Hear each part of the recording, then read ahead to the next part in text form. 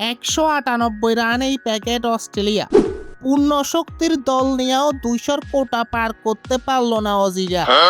হাসান মাহমুদ একাই লইয়াছেন 6 উইকেট। সব মিলিয়ে 10টা উইকেটে শিকার করে বাংলার দামাল ছেলেরা।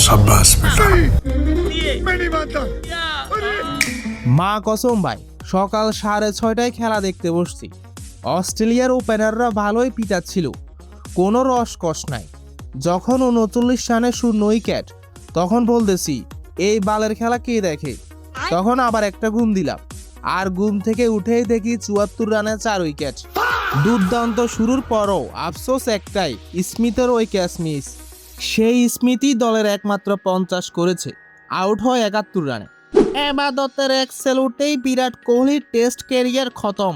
অ্যালেক্স ক্যারিকে আউট করার পরও দিয়েছেন স্যালুট, আর তাতে মহা টেনশনে অস্ট্রেলিয়ার উইকেট কিপার।